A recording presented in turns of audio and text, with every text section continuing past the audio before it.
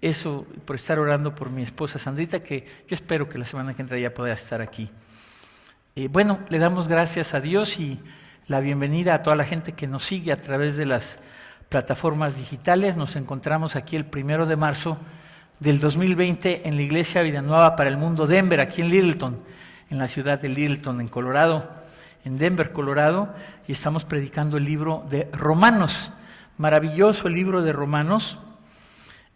Comenzamos ya con el capítulo 11 la semana pasada y vimos que está dividido en 3 partes este capítulo, o así lo quise dividir. La semana pasada vimos que Dios se ha guardado un remanente, siempre un remanente para cumplir su propósito. El día de hoy vamos a ver la salvación de los gentiles y la gran bendición de haber sido y recibido la salvación, y nuestro rol para que Israel se convierta al Señor, y que nunca nos jactemos de esto que sucedió y de que entramos nosotros al programa de salvación de Dios. Y la semana que entra ya estaremos viendo la restauración final de Israel, ya para pasar después a la parte práctica de 12 en adelante, Romanos 12 en adelante, ya la sección práctica. Recordemos que Dios rechazó temporalmente como nación a Israel, ¿sí? No fue un rechazo total, es temporal, no es permanente, es parcial, no es total. Quiero comenzar como introducción llevándolo a usted, si me permite, en su mente, imaginarse que lo estoy llevando yo, helicóptero, avión, a donde quiera, a todos los estados de Estados Unidos, a todos los estados de Estados Unidos. Fíjense que antes había un hermano que tenía un helicóptero y llevaba a los pastores a orar por Denver. Nos íbamos así arriba de la ciudad de Denver, íbamos orando por Denver. Se movió de estado, pero así los quiero llevar a ustedes y que se imaginen cuántas iglesias cristianas va usted a ver desde arriba, aquí en Estados Unidos, y cuántas sinagogas judías o mesiánicas. Casi ninguna, ¿verdad? En los tiempos de Pablo era al revés. Todo eran puras sinagogas, casi no había iglesias cristianas. O sea, el punto que yo quiero darles a entender es: el cristianismo ha florecido gracias a los judíos.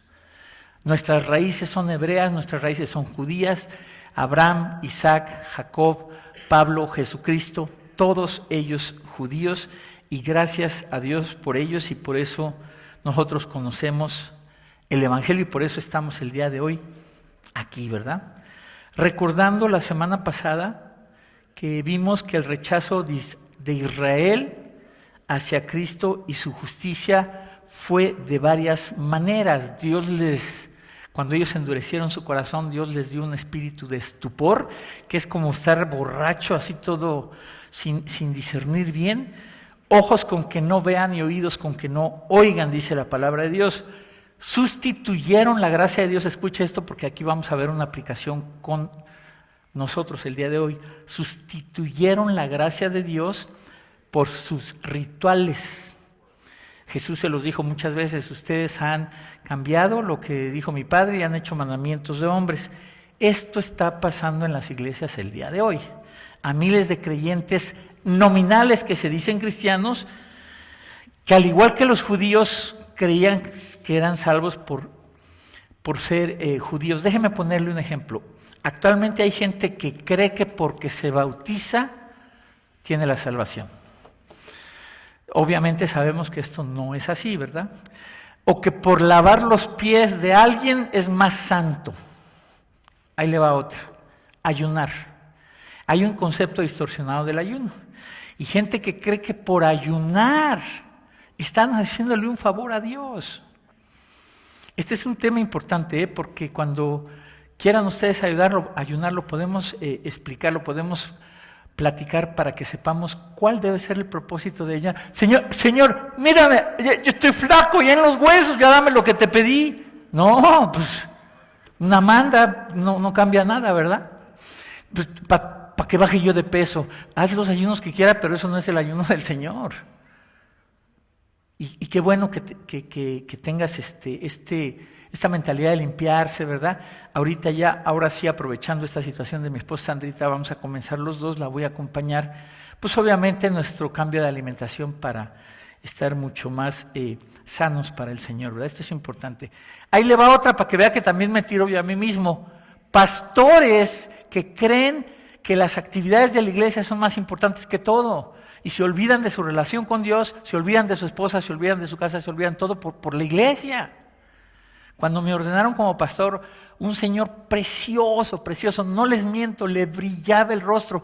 Yo que hablo contra los falsos profetas y las mentiras y los milagros, le resplandecía el rostro a este señor, nos abrazaba, era un cariño que tenía este hermano y me dijo, y nunca se me va a olvidar, cuídate de no subirte, aquí le llaman treadmill, a las esas que, cuídate de no subirte al treadmill de las actividades y te olvides de Dios y de tu casa. Cuídate, dice, porque es un peligro gravísimo para los pastores.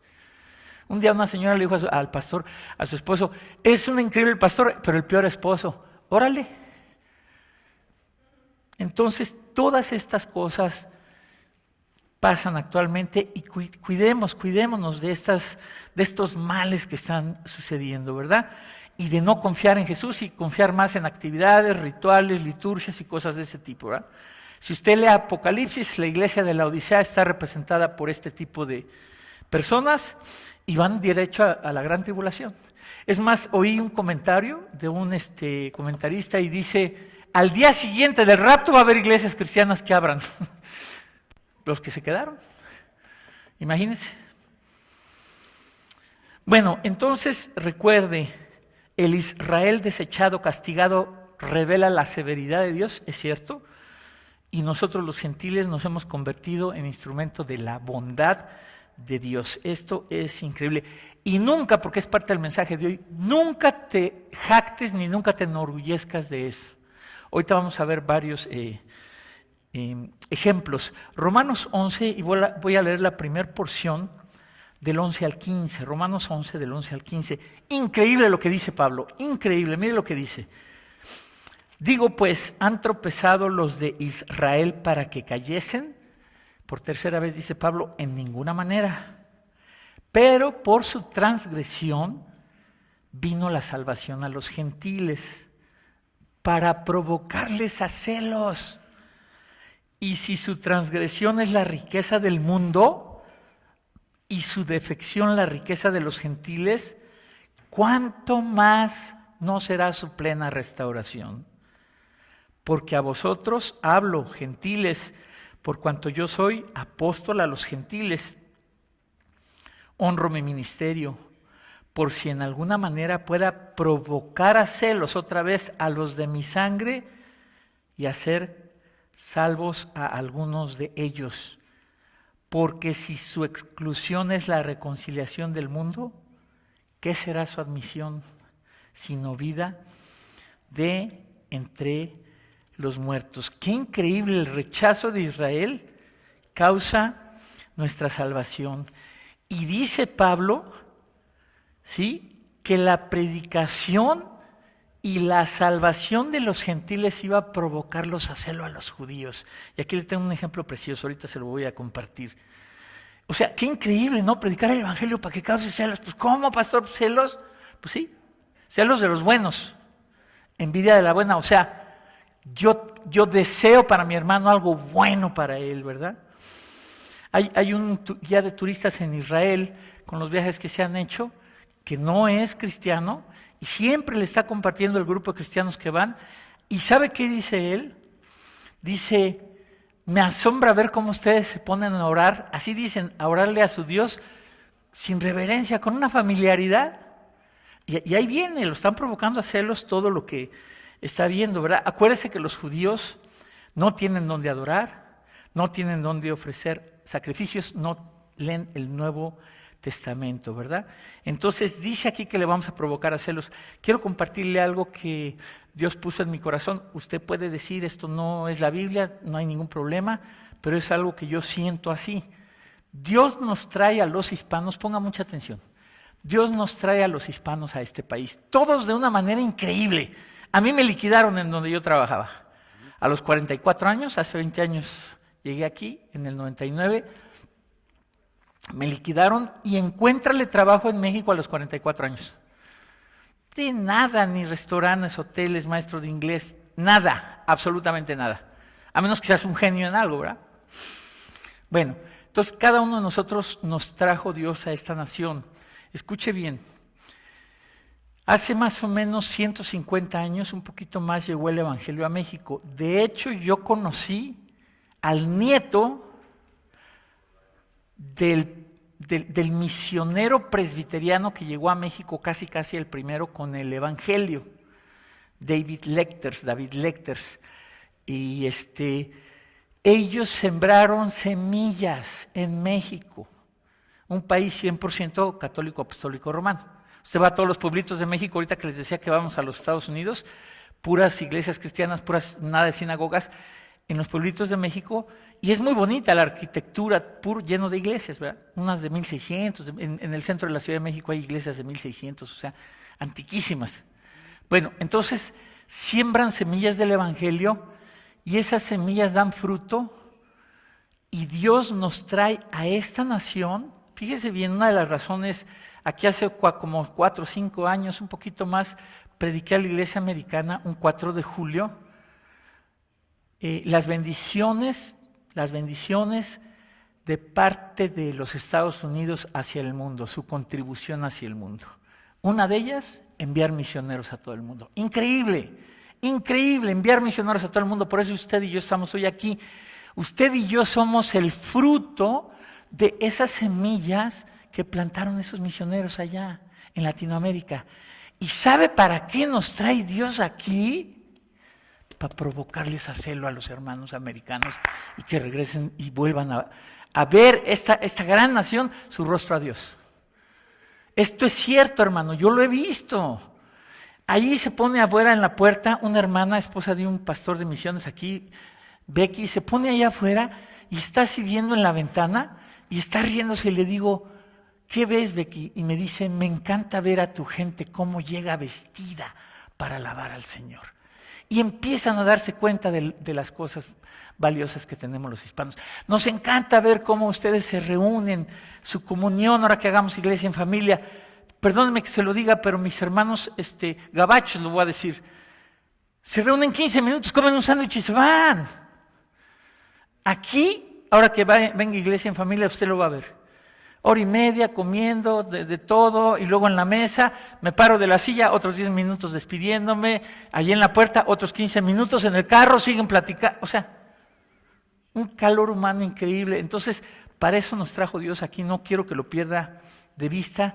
Venimos aquí y sabemos que estamos provocando algo, estamos siendo luz ante la gente americana que cada vez más nos valora, más y más y más. Y en todas las áreas estamos subiendo, ¿verdad? Y adquiriendo posiciones de más autoridad, ¿verdad? Entonces, esto es un mensaje precioso, que la gente vea la luz de Cristo en ti. Dice, así alumbre vuestra luz delante de los hombres. Entonces, esto nos hizo tener acceso a la salvación, lo que pasó con los judíos, y nosotros tenemos que corresponder con esta actitud, mostrando al mundo, a la gente, a los americanos, a los israelitas, en mi familia, en mi trabajo, mostrando la luz, las virtudes de aquel que nos llamó a su luz admirable, ¿verdad? Esto es precioso.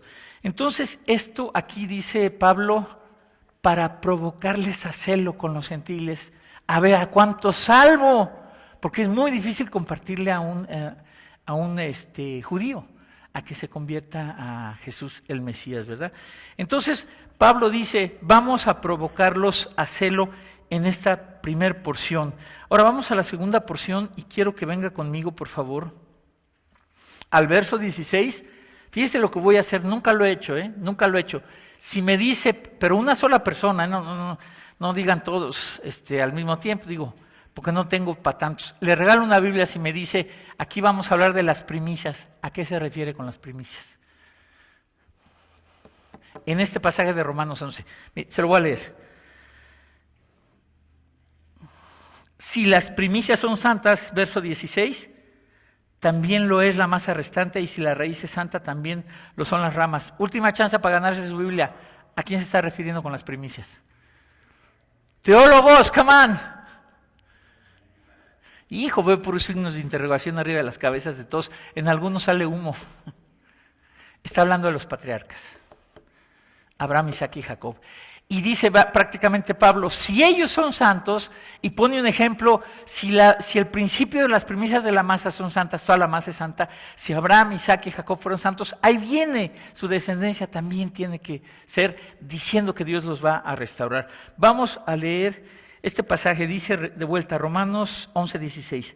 Si las primicias son santas, también lo es la masa restante, y si la raíz es santa, también lo son las ramas. Pablo da una explicación mucho más amplia acerca del futuro de Israel. Las primicias, ahorita vamos a ver Números 15 para que lo vaya buscando. Dice que si las primicias de la masa son santas, toda la masa es santa, ¿verdad? Una raíz santa tendrá ramas santas. Las primicias y la raíz se refieren a Abraham, Isaac y Jacob. Vamos a leer de Números, por favor, 15, 17 al 21, para ver esta verdad. Números 15, del 17 al 21. Estas son la interpretación, la exégesis que usted lee en la gran mayoría, en todas las Biblias de estudio y en la gran mayoría de los comentaristas. ¿A qué se refiere eso a las premisas? A los patriarcas. Y Pablo está diciendo, si los patriarcas fueron santos, lo que sigue también es santo. Y Dios los va a volver a restaurar. Números les dije, ¿verdad? Números 15, del 17 al 21.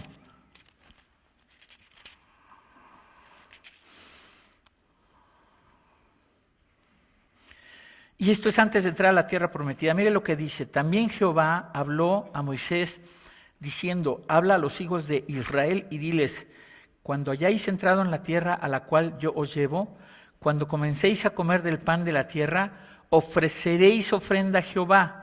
De lo primero que amaséis ofrecerás una torta en ofrenda, como la ofrenda de la era. Así la ofreceréis. De las primicias de vuestra masa daréis a Jehová ofrenda por vuestras generaciones. Y cuando errareis y no hiciereis todos estos mandamientos que Jehová ha dicho a Moisés, todas las cosas que Jehová os ha mandado por medio de Moisés, desde el día que Jehová lo mandó y en adelante por vuestras edades, y ahí viene toda la lista, ¿verdad? Pero desde ahí vemos que cuando se ofrecían las primicias, se santificaba y se consagraba todo lo demás. Igual era la ofrenda. Esto es precioso. Igual era la ofrenda. O sea, cuando tú, hermano, tú das tu ofrenda. Y el principio del diezmo, ahí tenemos un paquete en la mesa de materiales que dice el diezmo y la ofrenda para que sepa usted de dónde viene todo. Cuando tú das las primicias de tu ofrenda, escúchame, te lo tengo que decir, 10 años, soy testigo, 10 años de mi vida, 10 años de nuestra vida, Sandrita y yo, tropezamos, anduvimos con muchísimas limitaciones, diversas cosas, y llegaban y me decían, y no diezmas, y yo casi golpeaba al que me decía, ¿cómo me pides que diezme si no me estás viendo que no me alcanza? Y todo cambió cuando entendimos esto. Cuando tú diezmas tu ofrenda, lo demás que tienes queda consagrado y santificado y bendecido al Señor. Y si no, aunque tengas mucho, se empieza a ir por otro lado. Créelo o no lo creas, no cambia nada. Perdóname, pero así es. Entonces, esto es importante, ¿verdad? Lo mismo aplicaba para las primicias y las cosechas. Y Pablo dice, piensen en los patriarcas, Abraham, Isaac y Jacob. Si ellos son santos, tiene que ser santo toda la masa. Lo que viene, Dios los va a volver a restaurar. Regresamos a Romanos 11, por favor. Y ahora Pablo, en esta segunda sección, a partir del verso 17, va a usar otra figura, la del olivo. Israel tiene varios símbolos, la vid, la higuera, pero en esta usa la del olivo, el olivo. Ahora, esto es bien interesante, aquí está bien precioso. Las ramas naturales que vamos a leer ahorita se refieren a Israel y las ramas silvestres somos nosotros los gentiles. Y dice Pablo que no nos jactemos. Vamos a leer la porción entera del 17 al 24. Dice, pues si algunas de las ramas fueron desgajadas, los judíos que están en la banca, y tú siendo olivo silvestre has sido injertado en lugar de ellas y has sido hecho participante de la raíz y de la rica savia del olivo, no te jactes contra las ramas. Y si te jactas, sabe que no sustentas tú a la raíz, sino la raíz a ti. Pues las ramas, dirás, fueron desgajadas para que yo fuese injertado. Fíjate, pues los quitó a ellos para que yo entrara. No te jactes, dirás, así dice Pablo, fueron desgajadas para que yo fuese injertado. Bien, por su incredulidad fueron desgajadas, pero tú por la fe estás en pie. No te ensoberbezcas, sino teme. Porque si Dios no perdonó a las ramas naturales, a ti tampoco te perdonará. Mira pues la bondad y la severidad de Dios, ahí están las dos. La severidad ciertamente para con los que cayeron, pero la bondad para contigo, si permaneces en esa bondad, pues de otra manera tú también serás cortado. 23, y aun ellos, si no permanecieren en incredulidad, serán injertados, pues poderoso es Dios para volverlos a injertar. Porque si tú fuiste cortado del que por naturaleza es olivo silvestre y contra naturaleza fuiste injertado en el buen olivo, cuánto más estos que son las ramas naturales serán injertados en su propio olivo. Pablo usa aquí el símbolo del olivo. Los olivos siempre han sido un recurso muy valioso. Déjeme decirle algo increíble. Cuando los olivos son viejos, les injertan ramas jóvenes. Fíjese qué cosa de la agricultura, para que continúen produciendo. El olivo no es la iglesia cristiana, representa a Israel. Repito, las ramas naturales son los judíos, el olivo es Abraham, las ramas naturales somos usted y yo, los gentiles, y aquí Pablo nos advierte en cuanto a tener una actitud de jactancia. De hecho, cuando compartimos con nuestra familia, yo siempre les he tratado de enseñar que seamos sabios para alcanzarlos y no ataquemos su religión, no ataquemos sus creencias para poder abrir la puerta y poder alcanzarlos, siempre con la verdad de la Biblia, ¿verdad? Esto es importante. Ahora quiero mostrarles algunos pasajes antes de que Pablo escribiera esto, de cómo Israel rechazó al Mesías, que hemos estado viendo esto desde el capítulo 9, 10 y 11. Mateo 8, por favor, Mateo 8. Mateo 8, versos 11 y 12. Hablando Jesús en diferentes formas, dice, y os digo que vendrán muchos del oriente y del occidente, y se sentarán con Abraham e Isaac y Jacob en el reino de los cielos, mas los hijos del reino, Israel, serán echados a las tinieblas de afuera, ahí será el lloro y el crujir de dientes. Otro pasaje, Mateo 21, 43. Desde antes de que Pablo escribiera Romanos ya estaba esto, Mateo 21 y verso 43. Por tanto, os digo que el reino de Dios será quitado de vosotros y será dado a gente que produzca los frutos de él. Increíble, ¿verdad? Por último, Hechos 13. ¿Usted se acuerda cuál era el ministerio del apóstol Pablo? Apóstol a los gentiles. Hechos 13, 46 y 49 en Antioquía, Pablo y Bernabé, de 46 al 49, mire lo que dice.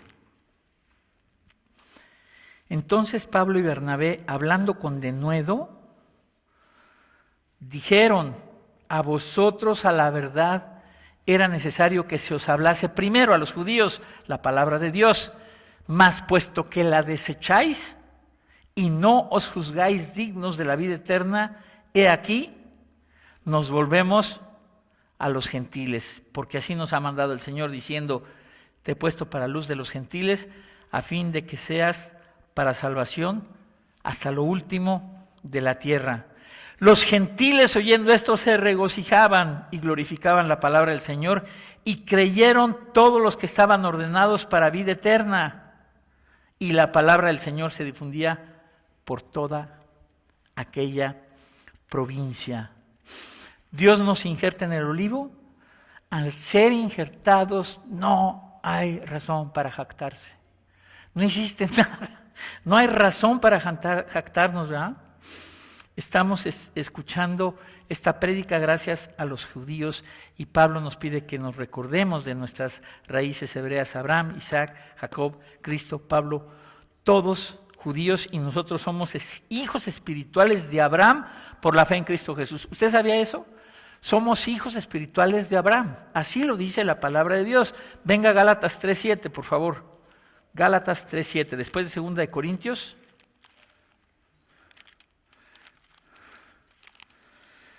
Gálatas 3:7.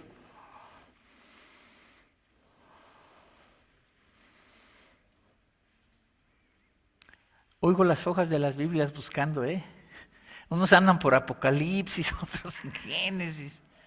Tome sus notitas. De veras, yo llegué a la conclusión, yo llegué a la iglesia de Armando, hace muchos años llegaba y estaba yo, ¿no sabes qué? Mejor anoto mis notas y escucho bien lo que está diciendo y ahí luego además se la ponen acá, mire.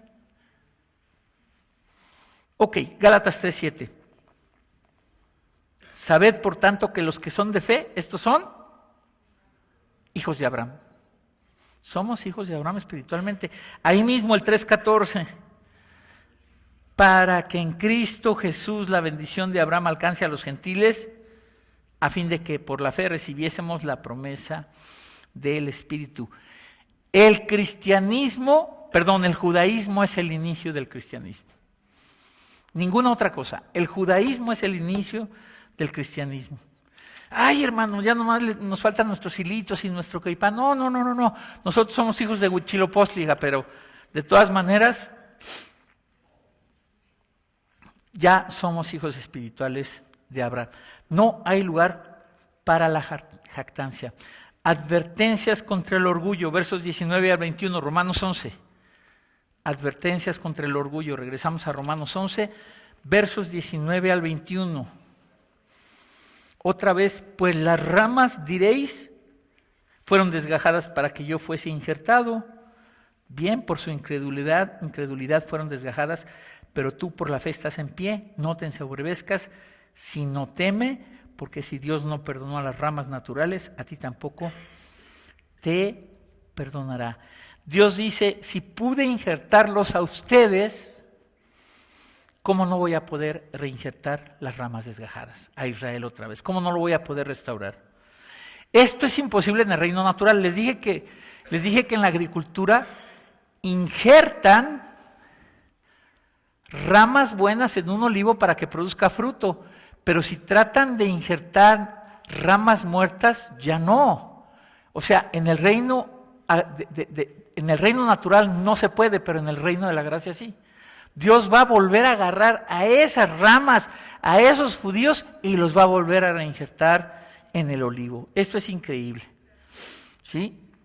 Entonces, tengamos en cuenta esto. Les muestro un ejemplo de que esto es posible en la Biblia. Ezequiel 37.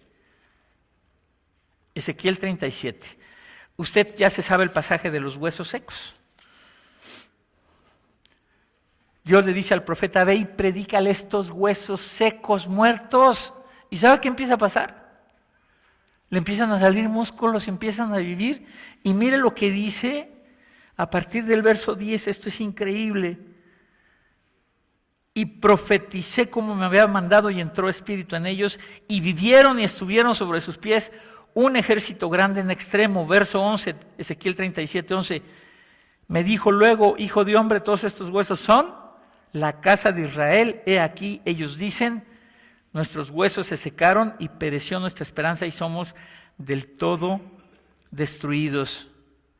Por tanto, profetice y diles, así ha dicho Jehová el Señor, He aquí yo abro vuestros sepulcros, pueblo mío, y os haré subir de vuestras sepulturas y os traeré a la tierra de Israel, y sabréis que yo soy Jehová cuando abra vuestros sepulcros y os saque de vuestras sepulturas, pueblo mío, y pondré mi espíritu en vosotros y viviréis, y os haré reposar sobre vuestra tierra, y sabréis que yo soy Jehová y que yo hablé y lo hice. Esto lo puede hacer el Señor absolutamente, ¿verdad? Absolutamente, Él puede hacer que de la muerte surja vida y va a volver a reinjertar a los israelitas, absolutamente, ¿verdad? Lo va a hacer en un futuro. Dios no se ha olvidado de su pueblo, ya lo vimos en conferencias pasadas, cuando el sol se pierda de su órbita, cuando ya no hay estrellas, puede que, nunca va a pasar eso, ¿verdad? ¿Qué podemos hacer con los hermanos judíos? ¿Qué podemos hacer con la gente judía? Amarlos en primer lugar. Qué bueno que tenemos nosotros el menorá, porque así le mostramos a la gente y ellos saben, nos han preguntado por qué tienen el menorá, porque somos altamente sensibles al hecho de la importancia de Israel en el plan profético de Dios. Todo se desenvuelve en base a eso, absolutamente todo. Usted no se imagina qué gente más maravillosa. Un soldado de 17 años, jovencita, se levanta en la mañana a orar con sus papás, el Shema, no sabe si va a regresar en la noche.